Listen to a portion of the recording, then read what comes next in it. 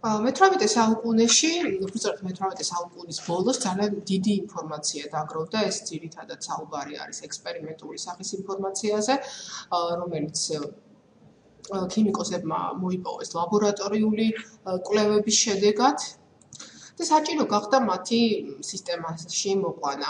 ეს ითავა სწორედ ანტუან ლორან ლავუაზიემ და მან პირველმა დაიწყო გაზომვების მეთოდის გამოყენება. პირველად მან მინერალური გიფსის ანალიზით დაინტერესდა, ანუ გიფსი თქვენ გახსოვთ თაბაშირი იგივე.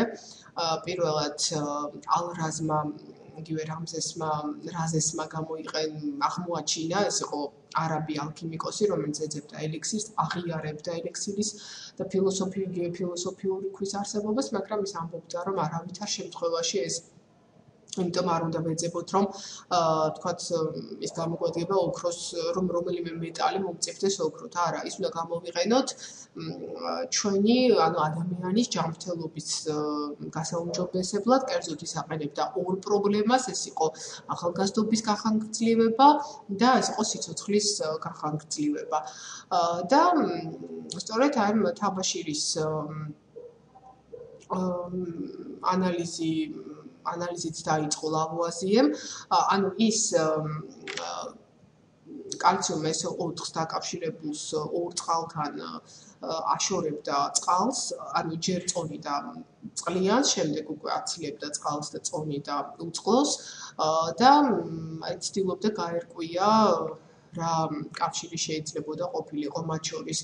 გარდა ამისა, მან პირველმა გადაწყვეტა, რომ შეემოწმებინა იმ პერიოდში გავრცელებული მოსაზრება, თითქოს თუ წყალს ხანგრძლივი დროის განმავლობაში ადუღებდნენ, წარმოიქმნებოდა მიწა და 101 დღის განმავლობაში მან ადუღა წყალი თავდახურულ ჭურჭელში. ამრიგათის ახერხებდა იმას, რომ დანაკარგი არ ქონდა, ანუ წყალი ორთქლდებოდა, მაგრამ თავდახურულ ჭურჭელში წყლის ორთქლი კონდენსირდებოდა კვლავ წყლის წვეთებად და შესაბამისად ბრუნდებოდა უკან. ნამდვილად წარმოიქმნა რაღაცა ჭურჭლის ფსკერზე, მიწისებრი რაღაცა მასა, მაგრამ როგორც აღმოჩნდა, ეს იყო ჩამოფრთხილი მინის ჭურჭლის კედლები, რომელიც ჩამოიფრთხნა ესეთი ხანგრძლივი დუღილის პროცესში. გარდა ამისა, მან წამოაყენა ფლოგისტონის თეორიის თავისებური ვერსია. ანუ ის ამბობდა, რომ საბადოში მეტალი დაკავშირებული არის გაზთან, აირთან. გაცხელებისას წარმოიქმნება ნახშირორჟანგი და მეტალი თავისუფალი სახით გამოიყოფა. გახსოვთ შტალი რას ამბობდა? შტალი ამბობდა, რომ ესე იგი შტალის ვერსიით ფლოგისტონი გადადიოდა ხის ნახშირიდან მადანში. ესე იგი ხის ნახშირს ჰქონდა რაღაც გარკვეული რაოდენობის ფლოგისტონი, მადანს არ ჰქონდა, გადადიოდა გაცხელებისას და შემდეგ უკვე ამ გადასული ფლოგისტონის მეშვეობით მადნიდან გამოიყოფოდა CO2 და თავისუფლებოდა მეტალი. ლავუაზიე ამბობდა, რომ გაზი გადადიოდა მადნიდან ნახშირში, არის სრულიად საპირისპირო სამტკიცებდა, როგორც გაირკვა, იყო სწორი ლავუაზიე და არა შტალი. 1774 წელს პრისტლი ჩავიდა პარიზში და ლავუაზიეს გაუზიარა თავისი აღმოჩენის შესახებ. პრისტლიმ ჟანგბადი აღმოაჩინა დეფლოგისტირებული ჰაერი. ამაზე იფიქრა პრისტლის მონათხრობზე ლავუაზიემ და 1775 წელს გამოაქვეყნა სტატია ამ თემაზე, სადაც მან დეფლოგისტირებულ ჰაერს ჟანგბადი უწოდა. ამასთანავე ის ამტკიცებდა, რომ აბსოლუტურად ყველა მჟავას შემადგენლობაში შედიოდა ჟანგბადი. ოღონდ რა თქმა უნდა ის ცდებოდა, იმიტომ რომ თქვენ ძალიან კარგად იცით, თუნდაც სკოლის ქიმიის კურსიდან, რომ არსებობს ჟანგბადიანი და უჟანგბადო მჟავები. სხვათა შორის აქ ერთი პატარა ლაფსუსიც დაემართა ლავუაზიეს, მას გამორჩა პრისტლის ხსენება ამ სტატიაში. ანუ მას არ უხსენებია, რომ ეს ინფორმაცია ამ დეფლოგისტირებული ჰაერის შესახებ მან მიიღო სწორედ პრისტლისგან, თუმცა რა თქმა უნდა ისტორიამ პრისტლის ღვაწლი ამ კუთხით შემოინახა. რეზერფორდმა, როგორც გახსოვთ, აღმოაჩინა ფლოგისტირებული ჰაერი და ლავუაზიემ მას აზოტი უწოდა, რაც ნიშნავს უსიცოცხლოს. თუ გახსოვთ, თაგვები იღუპებოდნენ, ვერ ცოცხლობდნენ ფლოგისტირებულ ჰაერში და წვასაც არ უწყობდა ხელს ის. ჰენრი კავენდიშის მიერ აღმოჩენილ გაზს უწოდა წყალბადი, ანუ წყალბადი, იმიტომ რომ როდესაც წყალბადი უერთდებოდა ჟანგბადს, წარმოიქმნებოდა რაღაცა აირი, რომელიც კონდენსირების შემდეგ მწვეთების სახით კონდენსირდებოდა და როდესაც გააკეთეს მისი ანალიზი, აღმოჩნდა, რომ ეს იყო წყალი. ანუ აქედან სახელი წყალბადი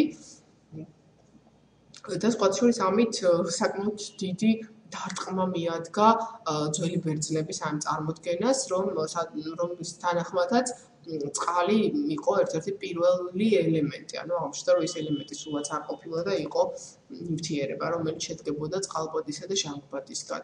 ასევე ჰაერიც მათი ვერსიით ეს იყო ელემენტი, მაგრამ ეს არ იყო ელემენტი, იმიტომ რომ ეს შედგებოდა ჰაერთან ნარევისგან, როგორც არის ჟანგბადი, ნახშირორჟანგი, აზოტი და მინერტული აირები და ასე შემდეგ. ჩვენ ვნახავთ დიაგრამას, რისგან შედგება ჰაერი. აი ეს ის დაპირებული დიაგრამა, ანუ 78% არის აზოტი, 21% არის ჟანგბადი, ინერტულ აირებზე 0.94 მიასედი მოდის. თქვენ გახსოვთ სკოლის ქიმიის კურსიდან ალბათ, რომ ისინი მერვე ჯგუფის ელემენტები არიან, არ შედიან რეაქციაში და მათ სხვა შორის უწოდებენ ქიმიურ ანუ დიდგვაროვნებს, იმიტომ რომ ასე ვთქვათ, გადატანითი მნიშვნელობით არ უყადრებენ თავს არც ერთ ელემენტს. თქვენ შეგიძლიათ ამის შესახებ მოიძიოთ ლექცია, ასეთი შესავალი კურსი არსებობს ალქიმიიდან 21 საუკუნემდე და აი იქ მათზე ცოტა უფრო ვრცლად არის საუბარი, ვიდრე აქ ამ ლექციაში. როგორც ხედავთ, აქ არის კიდევ ცვალებადი კომპონენტები, როგორც არის ნახშირორჟანგი და წყალი და აქ არის შემთხვევითი კომპონენტები, როგორც არის აზოტის ოქსიდები, გოგირდის ოქსიდები, ნახშირორჟანგი, ოზონი. კიდევ ერთხელ, ანუ თქვენ შეგიძლიათ მოიძიოთ ეს ლექცია შესავალ კურსში ალქიმიიდან 21 საუკუნემდე და იქ უფრო ვრცლად საუბრობ ჰაერის შესახებ. ეს ქიმიის ისტორიის კურსია და შესაბამისად მხოლოდ ისტორიულ ჭრილში ვიხილავთ ყველა მოვლენას.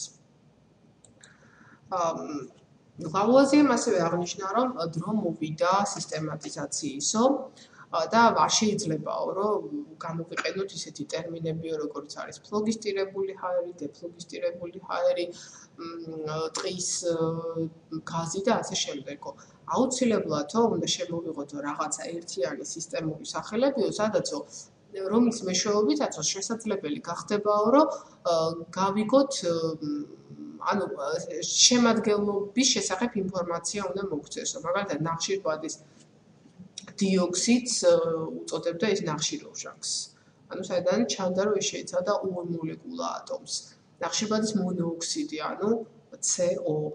კალიუმის ქლორატი იყო კალიქლორო-3, რომელიც შეიცავდა უფრო ნაკლებ ჟანგბადს, ვიდრე შეიცავდა სიტყვაზე კალიუმის პერქლორატი, კალიქლორო-4. აი კალიუმის ქლორიდი საერთოდ არ შეიცავდა არ შეიცავს ჟანგბადს, არ შეიცავდა და არც ახლა არ შეიცავს კალიუმის ქლორი, ანუ კალიქლორი. სხვათა შორის მასვე ეკუთვნის 1799 წელს გამოქვეყნებული წიგნი, ეს იყო პირველი წიგნი ქიმიაში, როგორც სახელმძღვანელო, ეს იყო traité de élémentaire de chimie, ანუ ქიმიის ელემენტარული ქიმიის შესავალი, ასე შეგვიძლია რომ თარგმნოთ. და ეს არის ილუსტრაცია, სწორედ აი ამ სახელმძღვანელოდან ილუსტრაცია არის გაკეთებული გაზის შემგროვებელი აპარატის, როგორც ხედავთ, აი არის აბაზანა, რომელშიც არის წყალი, მინის დახურული ჭურჭელი არის, რომელშიც არის შეყვანილი მინის მილი და აი აქ აი რეტორტაში წარმოქმნილი გაზი სწორედ გროვდება წყლის ზემოთ აი ამ ჭურჭელში.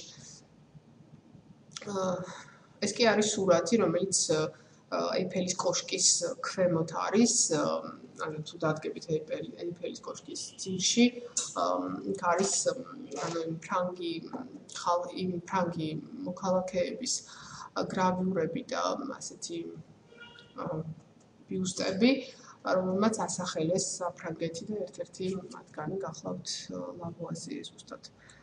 თავის პირველ სახელმძღვანელოში, ქიმიის პირველ სახელმძღვანელოში ლავუაზიემ 33 ელემენტი აღწერა და მხოლოდ ორჯერ დაუშვა შეცდომა. ანუ მან სინათლე დაახასიათა როგორც ელემენტი და სითბოზე ისაუბრა ასევე როგორც ელემენტს. ანუ ფაქტიურად, რეალურად მან აღწერა 31 ელემენტი, ორი მან შეცდომით დაახასიათა. 1789 წელს დაიწყო რევოლუცია, სადაც ლავუაზიეს გილიოტინაზე მოკვეთეს თავი.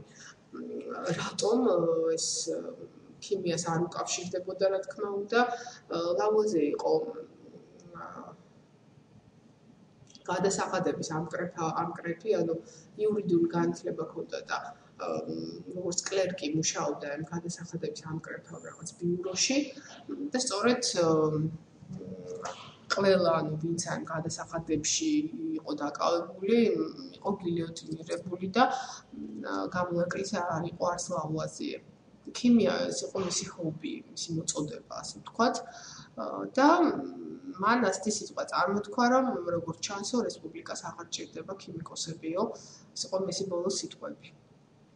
ასე რომ ჩვენც ამ ლექციაზე ცევდიან ნოტაზე დავიმშვიდობოთ ერთმანეთს ლავუაზიეს თავის მოკვეთით.